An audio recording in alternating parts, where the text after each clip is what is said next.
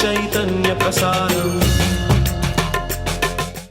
నమస్కారం, మన ధర్మం కార్యక్రమానికి స్వాగతం. ఇవాటి మన ధర్మం కార్యక్రమంలో మన ధర్మ సందేహాలను నివృత్తి చేసేందుకు మనతో పాటు ఉన్నారు ప్రముఖ ఆధ్యాత్మికవేత్త బ్రహ్మశ్రీ గడ్డమనుగు రామకృష్ణమూర్తి గారు. గురుగారు నమస్కారం. ఓం శ్రీమాత్రే నమః.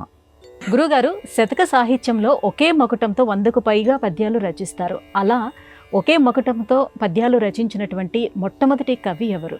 ఆదికవి అని నన్నయ్య భట్టారకుడిని మనం ఆరాధిస్తూ ఆయన మార్గాన్ని ఎంచుకోవడానికి కారణం ఏమిటి అంటే, సాహితీ ప్రక్రియలోని అనేక చమత్కారాలను ఆయన ఆవిష్కరించాడు. నిజానికి మనము ఒక స్తోత్రాన్ని కానీ ఒక శతకాన్ని కానీ ఎందుకు పారాయణ చేయాలి అంటే, దేవతలు క్షిప్రప్రసాదులు. వారిని కీర్తించినంత మాత్రాన నీ కష్టాన్ని తీర్చటం కోసం వారు సంసిద్ధులుగా ఉంటారు. ఇలా దేవతలను ప్రసన్నం చేసుకోవటానికి అవసరమైన సాహిత్యాన్ని స్తోత్రాల రూపంలో, శతకాల రూపంలో ప్రపంచానికి అందించినవాడు భారతీయుడు. ఆది కవి అని సార్థక బిరుదాంకితుడైనటువంటి నన్నయ్య భట్టారకుడు మహాభారతంలో ఆది పర్వంలో ఉదంకుడు గురుపత్ని యొక్క అభిష్టాన్ని నెరవేర్చటం కోసం, కర్ణకుండలాలను తీసుకోవటం కోసం పౌష్య మహారాజు దగ్గరికి వస్తాడు. పౌష్యుణ్ణి అభ్యర్థిస్తే అంతఃపురంలోకి వెళ్ళి రాణిగారిని అడగమంటాడు. రాణిగారి దగ్గరికి వెళ్ళిన తరువాత మొదట ఆ కర్ణకుండలాలు కనపడకపోయినా ఆచమనం చేసి చూసిన తరువాత కర్ణకుండలాలు కనపడతాయి. వాటిని తీసుకొని తిరుగు ప్రయాణమై వెళుతున్నటువంటి ఉదంకుడి దగ్గరని ఉన్న ఈ కర్ణకుండలాలను తక్షకుడు అపహరిస్తాడు. అప్పుడు తక్షకుణ్ణి వెతుక్కుంటూ నాగలోకానికి చేరుతాడు ఉదంకుడు. అక్కడ ఎక్కడా ఎవ్వరూ కనబడటం లేదు, ఏ సర్పము దర్శనం ఇవ్వటం లేదు. ఎవరిని అడగాలో తెలియక నాగులనన్నింటినీ ప్రసన్నం చేసుకోవాలన్న ఉద్దేశంతో ఒక్కొక్క సర్పాన్ని, దేవతా సర్పాన్ని అభ్యర్థన చేశాడు. బహువన పాదపాబ్ధికుల పర్వత పూర్ణ సహస్రస్వతీ సహిత మహామహీభర మజస్త్ర సహస్ర ఫణాళిదాల్చి దుష్కృతాంతకుడు జలధి శేషశాయి బాయకయ్యహిపతి అనంతకుడు మాకు ప్రసన్నుడయ్యడిన్ అంటూ ఆదిశేషుణ్ణి ప్రార్థిస్తాడు. ఈ సకల భూమండలాన్ని తన 1000 పడగల మీద మోస్తూ అందరినీ కటాక్షిస్తున్న ఆదిశేష, నాకు ప్రత్యక్షం కావయ్యా, ఇలానే వాసుకుని ప్రార్థిస్తాడు. అలా సర్పరాజాలనన్నింటినీ ప్రార్థిస్తూ మాకు ప్రసన్నుడయ్యడిన్ అన్నటువంటి మకుటంతో పద్య రచన చేసి, ఇలా అద్భుతమైనటువంటి పద్య నిర్మాణం ద్వారా దేవతాశక్తులను ఆవాహన చేసేటువంటి విధి విధానాన్ని ప్రపంచానికి చెప్పినవాడు ఆదికవి నన్నయ్య భట్టారకుడు. ఆ తరువాత ఆ బాటలో అనేక మంది శతక రచనను చేస్తూ పద్యంలో ఉన్నటువంటి గొప్పదనాన్ని మనకు తెలియజెప్పారు. శ్రవణ శుభగమగు చందు నియతి కలిగి, యతులు కలిగి, ప్రాసగతులు కలిగి, తీయనైనట్టి తెలుగులో పద్యాలు హొయలు కలిగి ఎడదలూపగలవు అంటూ తెలుగు సాహిత్యంలో పద్య రచనా చమత్కృతి ఎంత ఆనందాన్ని కలిగిస్తుందో తెలియజేసిన వారు అద్భుతమైనటువంటి ఈ కవులంతా. వారందరికీ శిరస్సు వంచి నమస్కారం చేస్తూ ఆ తెలుగులోని తీయదనాన్ని మనం అందుకునే ప్రయత్నం చేద్దాం. గురుగారు, మంత్రశుద్ధి ఉంటేనే మంత్రసిద్ధి కలుగుతుందని శాస్త్రవచనం. అయితే తారక మంత్రమైనటువంటి రామమంత్రానికి కూడా ఈ నియమం వర్తిస్తుందా? మంత్రశుద్ధి, ద్రవ్యశుద్ధి, క్రియాశుద్ధి ఇవి లేకపోతే తలపెట్టిన సంకల్పం ఎన్నటికీ పూర్తి కాదు. మంత్రశుద్ధి అంటే మనము ఏదన్నా స్తోత్రాన్ని చదివిన తర్వాత యదక్షర పదభ్రష్టం మాత్రాహీనంతు యద్భవేత్ తత్సర్వం క్షమ్యతాం దేవ నారాయణ నమోస్తుతే విసర్గ బిందు మాత్రాణి పదపాదాక్షరాణి చ న్యూనాని చాతిరిక్తాని క్షమస్వ పురుషోత్తమా. ఏదన్నా తప్పు చదివి ఉంటే క్షమించవయ్యా అని మనం ప్రార్థిస్తాం. కానీ మంత్రానికి అలా కాదు. మంత్రంలో కనుక స్వరదోషం వచ్చినా అది సిద్ధించదు. ఇంద్రశత్రో వివర్ధస్య అన్న మంత్రంతో త్వష్ట ప్రజాపతి ఇంద్రుణ్ణి సంహరించే కొడుకు కావాలనుకున్నాడు. కఠోరమైన తపస్సు చేశాడు. కానీ ఆవేశంగా ఇంద్ర శబ్దాన్ని శత్రు శబ్దాన్ని ఒకే స్వరంతో ఉచ్చరించిన కారణాన వృత్రాసురుడు జన్మించి ఇంద్రుడి చేతిలో చనిపోయాడు. మరి రామమంత్రం తారక మంత్రం కదా, దానిని వాల్మీకి సప్తర్షులు ఉపదేశించే సమయంలో వ్యత్యస్తాక్షర పూర్వకం అంటాడు. సాక్షాత్తు వాల్మీకి సాంగ పురాణంలో చెప్తాడు, ఇత్యుక్త్వా రామతే నామ వ్యత్యస్తాక్షర పూర్వకం ఏకాగ్ర మనసాశైవ మరా మారేతి జప సర్వదా. నేను మరా అని జపించినా కూడా అది నాకు సిద్ధించిందయ్యా. మరి ఇది ఎలా సాధ్యమైంది? మంత్రశుద్ధి లేదు కదా. అంటే సప్తర్షులకు రామమంత్ర మాహాత్యాన్ని ప్రపంచానికి చాటాలన్న ఆలోచన కలిగింది. ఉల్టా జపత నామ వాల్మీకి భయే బ్రహ్మ సమాన. ఈ రామమంత్రాన్ని ఎంత గొప్పది అంటే ఈ మంత్రము నువ్వు తిరమరగ చదివినా ఉల్టా చదివినా అది నిన్ను కాపాడుతుందయ్యా. ఇలా అద్భుతమైన ఆ రామనామ మాహత్యం ఏమిటి అంటే మనకు తెలిసినట్టు మనకు అనగలిగినట్టు మనం దాన్ని ఉచ్చరించిన ఆ దివ్య మంగళ విగ్రహాన్ని స్మరిస్తూ అద్భుతమైన నామాన్ని జపించటం వల్ల అనుకున్న కోరికలన్నీ సిద్ధిస్తాయి. అందుకే చూస్తున్నా కొద్దీ ఇంకా చూడాలనిపించే ఆ రూపము, చెబుతున్నా కొద్దీ ఇంకా అనాలనిపించేటువంటి ఆ నామము, అద్భుతమైన ఆ చరిత్ర ఎవరైతే నిత్యము పారాయణ చేస్తూ అనుభవంలో ఆనందానికి తెచ్చుకోగలుగుతారో వారు అనుకున్న కోరికలన్నీ నెరవేరుతాయి. అదే రామ తారక మంత్రము యొక్క విశిష్టత. ఇది తెలియచేయటం కోసమే ఆ నామాన్ని రామ అని కాకుండా మరా అంటూ బోధించారు అని తులసీదాస్ తెలియజేస్తాడు. అద్భుతమైన ఆ సత్యాన్ని తెలుసుకుంటూ రామనామాన్ని నిరంతరము జపిస్తూ జీవితాన్ని ధన్యం చేసుకుందాం. 1000 విష్ణునామాలు జపించటం కంటే శ్రీరామ రామ రామేతి రమే రామే మనోరమే సహస్రనామ తత్తుల్యం రామనామ వరాననే అంటూ సాక్షాత్తు పరమేశ్వరుడే పార్వతికి తెలియజేశాడు విష్ణు సహస్రనామంలో. అలా అద్భుతమైన రామనామంలోని మాధుర్యాన్ని అందుకుంటూ జీవితాన్ని సార్థకం చేసుకునే ప్రయత్నం చేద్దాం. గురుగారు, ఆర్య అంటే అర్థం ఏమిటి? భారతీయులను ఆర్యులు అని ఎందుకంటారు? దాన జపగ్నిహోత్ర పరతంత్రుడనేని భవత్పదాంబుజ ధ్యాన రతుండనేని పరదారధనాదుల నెంచనేని సన్మానముతోడ సదనమునకు చేర్చుము ఇనుండు పశ్చిమాంబోధి పయోధిన గృంకకమున్న హవ్యవాహన. ప్రవరాక్షుడు అంటాడు, నేను దాన జపాగ్నిహోత్ర పరతంత్రుడనేని, దానం చేస్తూ జపం చేస్తూ నిరంతరము అగ్నిహోత్రాన్ని ఆచరించేవాణ్ణి అయితే సంధ్యావందనం సమయానికి నన్ను ఇంటికి చేర్చు. హిమాలయ పర్వతాల నుంచి సిద్ధుడిచ్చిన కాలిపసరు కరిగిపోయింది. ఆ కాలిపసరు రాసుకొని నేను హిమాలయాల దాకా వచ్చాను. కరిగిపోయిన కారణాన ఎలా ఇంటికి వెళ్ళాలో నాకు అర్థం కావటం లేదు. నేను నిత్యము అగ్నిహోత్రం చేస్తాను. అందుకే నువ్వు నన్ను కరుణించి ఇంటికి చేర్చమంటే అగ్నిహోత్రుడు వచ్చి తీసుకు. ఇది ఎందుకు తెలియజేస్తున్నాను అంటే నిరంతరము అగ్నిహోత్రాన్ని చేసేవాడు ఆర్యుడు. వివాహాది సమయాల్లో పెళ్ళైన తరువాత ఆ వధువును తీసుకువచ్చి ఇంట్లో ఉన్న అగ్నిహోత్రాన్ని యజ్ఞగుండంలో వేసి ఆ పిల్లవాడి తండ్రి అంటాడు, ఈ అగ్నిహోత్రాన్ని కాపాడాల్సిన బాధ్యత నీదే. అలా గృహస్థు యొక్క అగ్నిహోత్రాన్ని కాపాడుతూ అతని యొక్క తేజస్సును వృద్ధి చేసేదే ఇల్లాలు. ఇలా అగ్నిహోత్రాన్ని నిరంతరము ఆచరించి అనుష్ఠానం చేసే వాళ్ళనందరినీ ఆర్యులు అంటారు.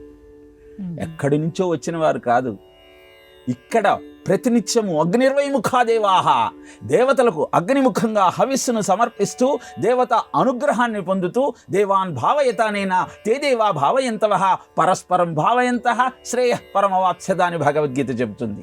జీవితాన్ని యజ్ఞమయం చేసుకోవటమే భారతీయ జీవన విధానంలోని వైశిష్ట్యం. యజ్ఞము చేయటము అంటే త్యాగమే యజ్ఞము.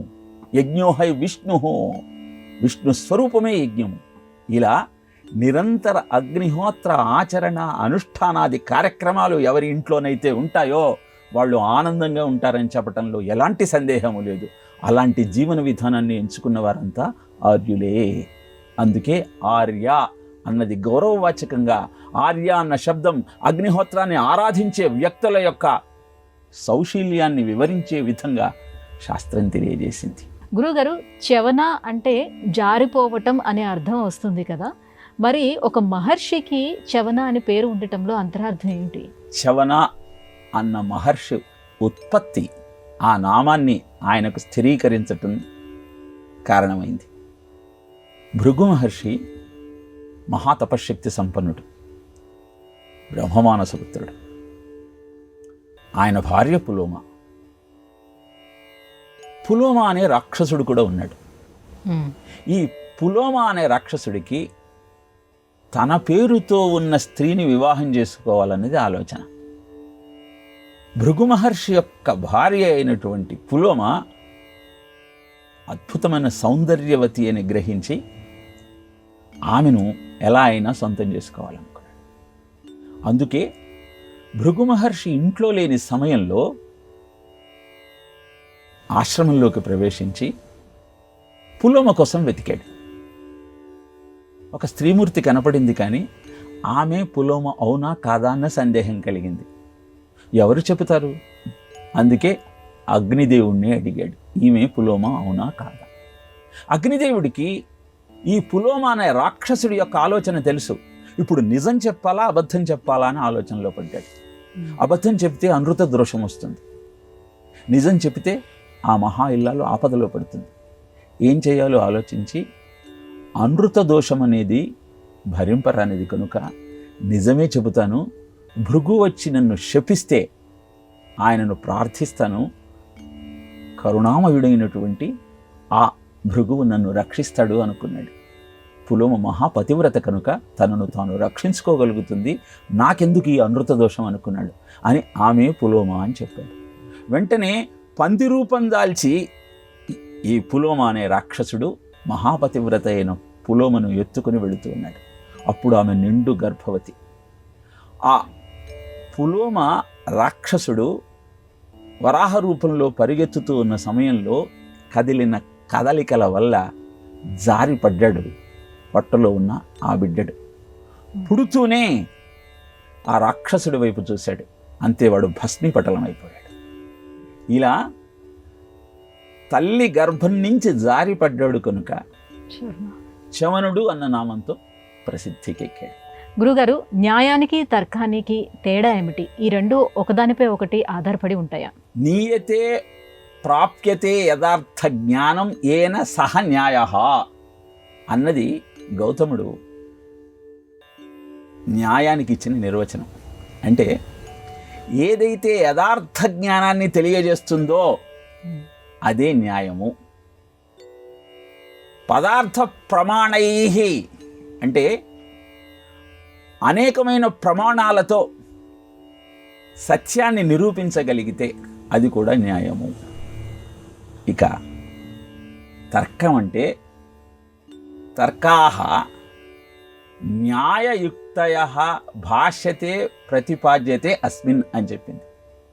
అంటే ఆ యథార్థ జ్ఞానాన్ని యుక్తితో నిరూపించగలిగితే అది తర్కము అని చెప్పబడింది.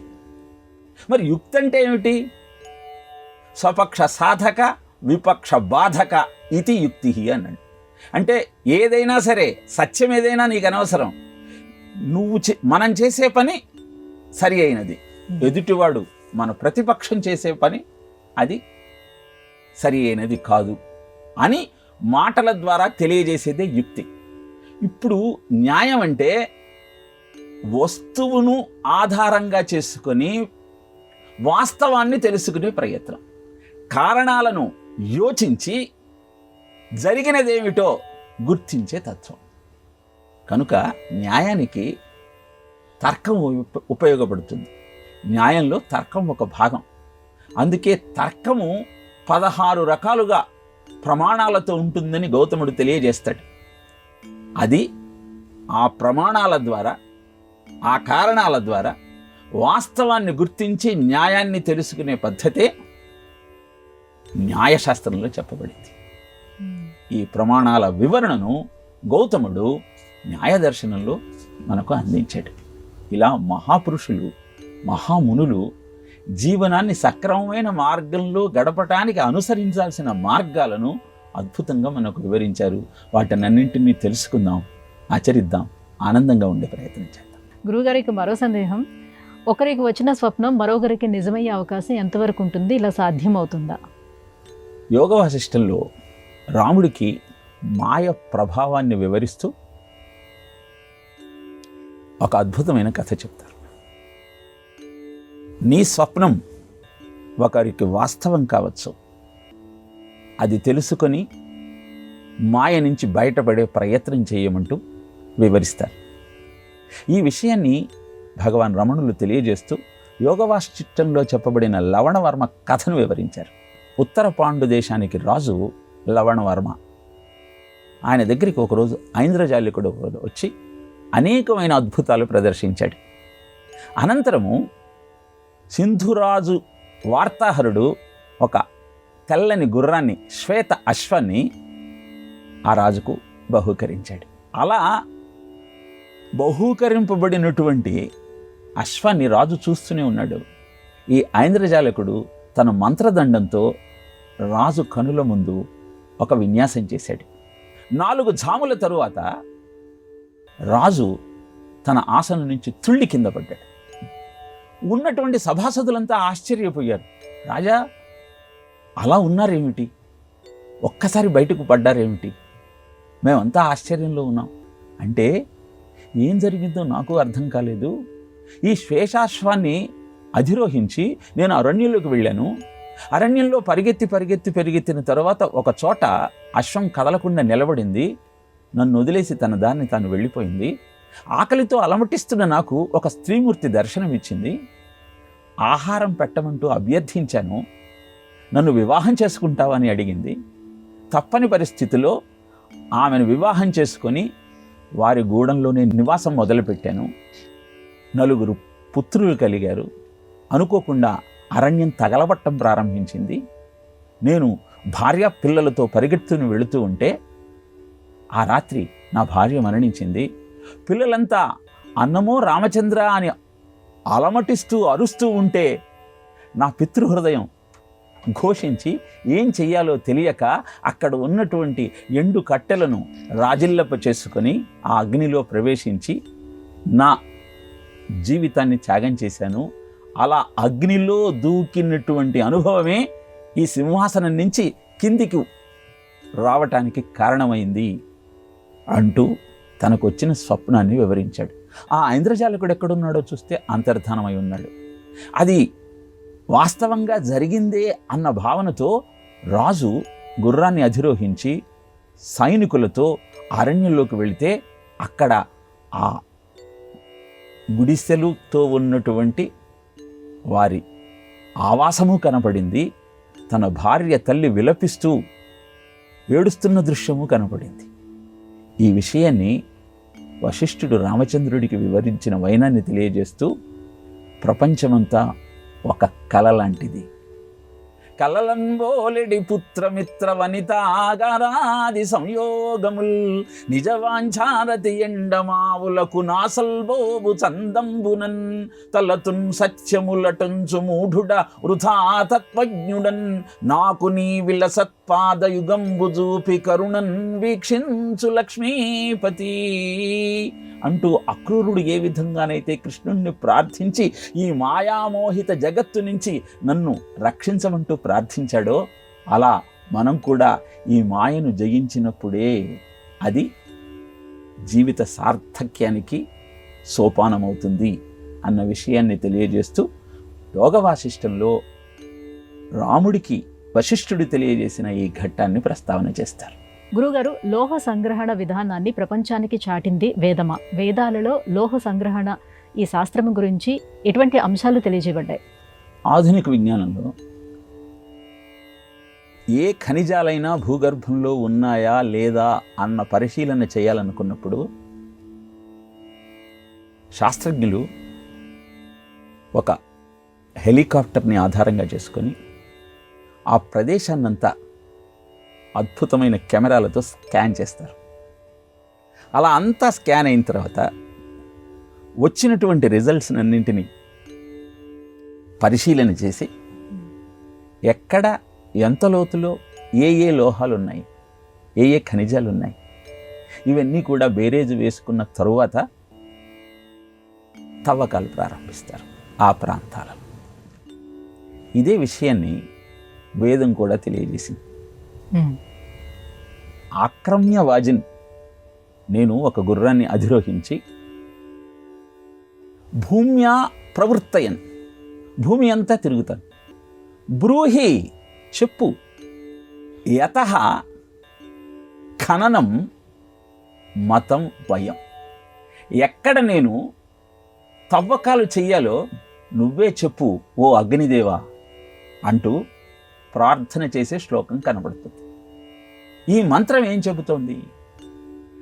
గుర్రాన్ని ఎక్కి భూమండలమంతా విహరించేటువంటి విధానము హెలికాప్టర్లో పరిశోధన చేసే తత్వానికి నిదర్శనమైతే, వచ్చినటువంటి ఫలితాలన్నింటినీ బేరీజు వేసుకొని ఎక్కడ తవ్వకాలు జరపాలో నిర్ణయం చేసే విధానాన్ని ఆధునిక విజ్ఞానము వారి మేధస్సుతో నిర్ణయిస్తూ ఉంటే, దేవతా తత్వాన్ని అభ్యర్థన చేస్తూ ఇలా భూమిలో ఖనిజాలు, లోహాలు, శిలాజాలు ఇవన్నీ ఉంటాయన్న సత్యాన్ని ప్రపంచానికి మొట్టమొదట చాటి చెప్పింది వేదమే. అందుకే వేదాధ్యయనం కనుక చేయగలిగితే ఈనాడు ఆధునిక విజ్ఞానంలో చెప్పబడిన అన్ని చమత్కారాలు మనకు అవగతమవుతాయి. 1131 శాఖలు ఉన్నటువంటి వేద విజ్ఞానంలో ఈనాడు కేవలం 13 శాఖలే లభ్యమవుతున్నాయి. దానిలో 6 మాత్రమే అభ్యాసము, అధ్యయనము జరుగుతూ ఉన్నాయి. ఇంత సూక్ష్మమైన జ్ఞానమే మనకు అద్భుతమైన విషయాలను తెలియజేస్తూ ఉంటే, ఆ స్థూలమైన వేద విజ్ఞానం అంతా అందుబాటులోకి వస్తే అద్భుతాలు ఆవిష్కరించవచ్చు అని చెప్పడంలో ఎలాంటి సందేహము లేదు. వేదోఖిల ధర్మమూలమని, ధర్మాలన్నీ మనకు వేద విజ్ఞానంలో తెలియచేయబడ్డాయి. కర్మకాండ, జ్ఞానకాండ అంటే ఏ ఏ కర్మలను అనుష్ఠానం చేయటం వల్ల ఎలాంటి ఆనందాన్ని అందుకోవచ్చు, సుఖాలను పొందవచ్చు అని తెలియజేస్తూనే భోగైశ్వర్య ప్రసక్తానాం తయాపహృత చేతసాం వ్యవసాయాత్మికా బుద్ధి సమాధౌన విధీయతే. కేవలం ఆ భోగములే సర్వస్వము అని నువ్వు భావించి వాటి కోసమే తాపత్రయపడితే నీకు నిశ్చయాత్మకమైన బుద్ధి ఎంత గొప్ప పూజ చేసినా, ఎన్ని సమాధులు చేసినా సిద్ధించదు. కాబట్టి భోగం అనేది జీవితంలో నువ్వు అనుభవించాల్సినటువంటి ఆధారమే తప్పితే అదే సర్వస్వం కాకూడదు. అందుకే జ్ఞానకాండలో, ఉపనిషత్తులలో అద్భుతమైన ఆత్మ విద్యను ప్రదర్శించడం జరిగింది. ఇలా ఇహపరాలను రెండింటినీ మనకు అందించేదే వేద విజ్ఞానం. దాన్ని ఆధారంగా చేసుకొని జీవనాన్ని గడిపిన వారంతా ఆనంద శిఖరాలను అందుకున్నారు. మనము ఆ విజ్ఞానాన్ని అధ్యయనం చేయలేకపోవటానికి కారణం ఏమిటి అంటే సంస్కృత జ్ఞానం లోపించటం. జర్మనీలో సంస్కృతాన్ని ఒక పాఠ్యాంశంగా పెట్టి సంస్కృతం నేర్పిస్తూ ఆర్షవాంగ్మయంలో ఉన్న అద్భుతాలన్నింటినీ అందుకొని ఆనందించాలన్న సంకల్పంతో అహర్హము కృషి చేస్తూ ఉన్నారు. విదేశాలు ఈ అద్భుతమైన అభ్యాసం చేస్తూ ఉంటే భారతీయులమైన మనం దాన్ని గుర్తించకపోతే అంతకంటే అనౌచిత్యం ఇంకేది ఉండదు. కనుక తెలుసుకుందాం, ఆనందిద్దాం. గురుగారు, ఇవాల్టి మన ధర్మం కార్యక్రమంలో మాకు వచ్చిన ఈ ధర్మ సందేహాలను నివృత్తి చేసినందుకు ధన్యవాదాలండి. కృష్ణార్పణం. ఇది ఇవాల్టి మన ధర్మం కార్యక్రమం. రేపటి మన ధర్మం కార్యక్రమంలో మళ్ళీ కలుసుకుందాం. నమస్కారం. ఈ కార్యక్రమాన్ని తిరిగి చూడాలనుకుంటే www.youtube.com/@ETV Life Spiritual లో చూడవచ్చు.